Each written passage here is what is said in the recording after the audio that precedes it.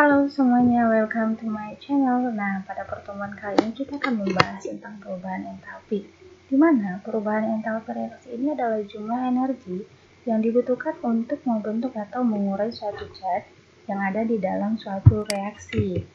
Nah, rumus yang kita gunakan di sini adalah delta H reaksi sama dengan delta HF. Itu adalah entalpi reaksi pembentukan hasil reaksi dikurang delta HF per reaksi, dengan catatan untuk delta H unsur itu nilainya sama dengan 0.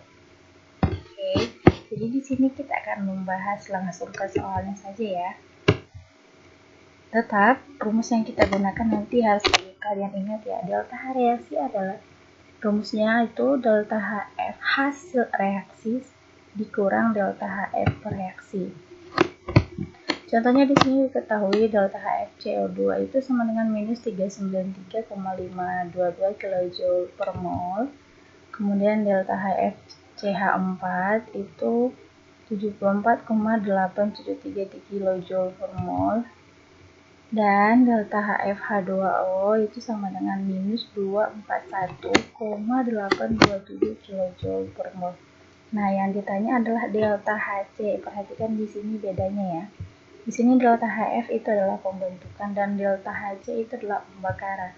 Kalau ada pembakaran itu berarti senyawa tersebut atau unsur tersebut dia akan direaksikan terhadap O2.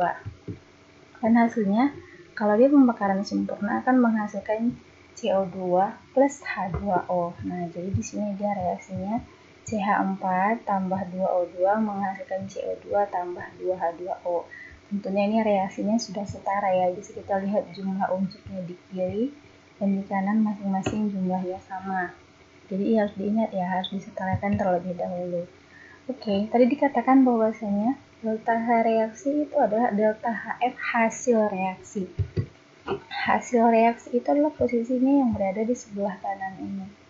Hasil reaksi dikurang delta HF reaksi, berarti delta HFCO2 ditambah delta HF 2H2O dikurang delta HFCH4 ditambah 2 kali delta HFO2. Jadi kalau ada koefisiennya dikalikan ya terhadap angka tersebut. Nah, di sini dia berarti untuk menentukan delta H reaksinya itu adalah delta HF dari CO2 reaksi ya. CO2 ditambah, ini angkanya tambah 2, ini ada koefisiennya 2 kali H2O, ini angkanya yang di atas ini tadi ya, dikurang reaksi yang sebelah kiri, kanan dikurang kiri, ini dia tanda panahnya, kanan dikurang kiri, delta HF dari CH4 tambah, ingat kalau ada koefisiennya kita kalikan dengan angka tersebut. Oke, sekarang kita masukkan angkanya delta HF dari CO2, tadi angkanya adalah 393, nah dia di sini, tambah H2O itu angkanya minus 241,827, tapi dia dikalikan terhadap 2 karena ada koefisiennya tadi di sini ya. Karena ada koefisiennya kita kalikan dia, kurang ini memang udah ketentuan dari rumus ya, kurang, nah ini angkanya minus 74,873 tambah 2 kali 0,00. Oke, bisa dipahami ya. Oke, mohon maaf di sini ada kesalahan penulisan. Ini angkanya minus ya. Nah, di sini minus 74,873. Oke, selanjutnya setelah ini turunkan tetap 393,522. Ini 2 kali minus 241, hasilnya adalah minus 483. Ini plus dengan minus hasil minus di sini kita gunakan ya. Kurang. Ini tadi kenapa 0? Karena dia adalah untuk unsur bebas O2. Jadi angkanya adalah 0. Oke, bisa dipahami ya. Jadi 74,873 langsung kita turunkan. Kurang.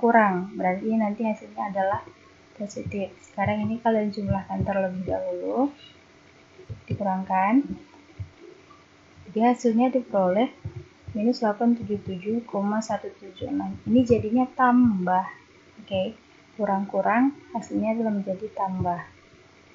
Jadi delta H reaksinya adalah minus 877,176 tambah 74,873. Jadi hasil akhirnya itu adalah minus 802,303 kJ per mol. Jadi tanda negatifnya itu adalah menunjukkan bahwasannya dia merupakan reaksi eksoterm. Oke, kita coba untuk satu contoh soal lagi. Rumus yang kita gunakan di sini adalah delta H reaksi sama dengan delta HF hasil reaksi dikurang delta HF reaksi. Delta HF kanan dikurang delta HF kiri. Diketahui di sini delta HF dari CO2 adalah minus 393 kJ per mol, kemudian delta HF dari C2H2 sama dengan plus 227 kJ per mol, dan delta HF H2O adalah minus 285 kJ per mol. Yang ditanya di sini adalah tentukan jumlah kalori yang dilepaskan pada pembakaran 0,52 gram gas C2H2, di mana diketahui MR-nya adalah 26. Oke, tetap jumlah kalori yang dilepaskan pada pembakaran. Nah, pembakaran tadi reaksinya adalah dia terhadap kedua dan menghasilkan CO2 plus H2O. Disetarakan ya reaksinya. Oke, jadi delta H-nya itu adalah kanan dikurang kiri jika ada koefisien dikalikan terhadap angka tersebut. Berarti 2 kali delta HF CO2 tambah delta HF H2O kurang, ini dari rumus, kurang delta HF C2H2 tambah 5/2 kali delta HFO2. Delta HFO2 itu tadi 0 karena dia merupakan unsur.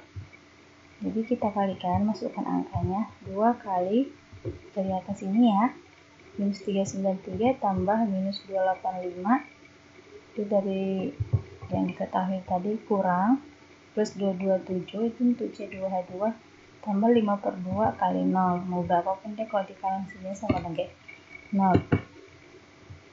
Oke, 2 kali minus 393 hasilnya minus 786 tambah kurang berarti minus jadinya ya, minus 285 kurang plus 227. Nah, di sini minus sama plus berarti nanti kita peroleh adalah minusnya. Jadi kita peroleh hasilnya di sini minus 786 kurang 285 itu hasilnya adalah minus 1071 kurang 227. Jadi delta H reaksinya itu adalah minus 1298 kJ per mol. Jadi ingat, tanda negatifnya itu menunjukkan bahwa reaksi tersebut merupakan reaksi eksoterm. Ini untuk 1 mol kilojoule per mol, artinya sekianlah angkanya delta H-nya untuk 1 mol. Nah, ini rupanya dia berapa mol? Ingat bagaimana menghitung rumus mol. N sama dengan ya gram per mr. Nah, gramnya itu adalah 0,52. Jadi per mr-nya tadi 26. Sehingga kita peroleh hasilnya itu adalah sebanyak 0,02 mol. Dari soal yang tadi kita ketahui itu adalah untuk 1 mol. Nah, jadi untuk 0,2 mol berapa delta H-nya? Tinggal kita kalikan dengan angka yang sudah kita peroleh tadi, yaitu 0,02 mol dikali minus 1298 kJ per mol. Sehingga diperoleh hasilnya untuk pembakaran 0,52 gram gas C2H2 itu adalah minus 25,96 kJ. Oke, cukup sekian pertemuan kita kali ini. Tetap semangat, tetap jaga kesehatan. Sampai ketemu lagi.